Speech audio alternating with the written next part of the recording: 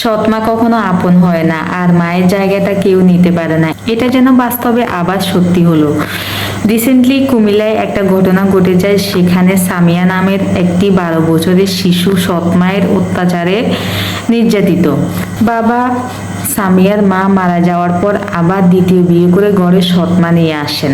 ভেবেছিলেন সৎমা ঘরে এসে সামিয়াকে আদর যত্ন করে মায়ের অভাব ভুলিয়ে দিবে, কিন্তু না, যেই কথা সেই কাজ। সৎমা সৎমাই হয়, সৎমা কখনো আপন হয়ে উঠতে পারে না। এটা যেন আবার প্রমাণ করে দিল সামিয়া সৎমা আয়েশা আক্তার। আয়েশা আক্তার প্রতিনিয়ত সামিয়াকে অত্যাচার নির্যাতন করত। সামিয়া তার সৎ মায়ের অত্যাচার নির্যাতন সহ্য করতে না পেরে তার মায়ের কবরে গিয়ে কান্নাকাটি করতে লাগলো। সে মায়ের কবরে ফুপিয়ে ফুপিয়ে এতটাই কাঁদতে লাগলো এবং সে চিৎকার করে বলতেছে, মা তুমি কোথায় গেছো? তুমি আমাকে কেন রেখে গেলা? তুমি আমাকে তোমার কাছে নিয়ে গেলা না কেন? মা তুমি আমাকে কার কাছে রেখে গেলা? এই বলে সামিয়া কান্নাকাটি করতেছে। এলাকাবাসীর মধ্যে কেউ একজন হয়তো তার এই দৃশ্যটা ভিডিও করে সোশ্যাল মিডিয়ায় ছেড়ে দেয়। মুহূর্তের মধ্যে কুমিল্লার নিউজ নামের একটি ফেসবুক পেজে ভিডিওটি ভাইরাল হয়। নেটিজেনদের এক অংশ ভিডিওটি প্রচুর পরিমাণে শেয়ার করে দেন। অনেকে সামিয়াকে সহযোগিতা করতে চেয়েছেন, আবার অনেকে প্রশাসনের দৃষ্টি আকর্ষণ করেছেন।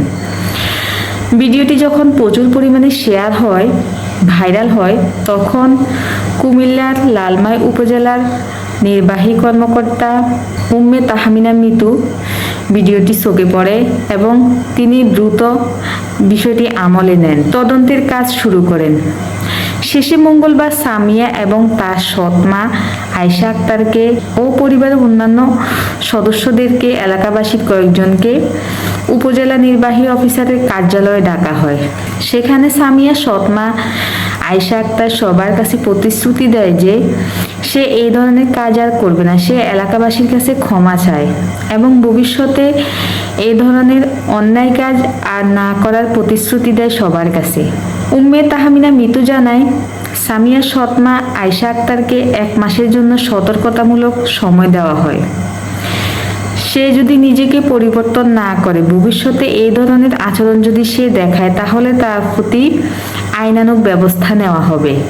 প্রশাসনের এমন দ্রুত সিদ্ধান্ততে সন্তুষ্ট এলাকাবাসী এবং সামিহার পরিবারের সদস্যজন।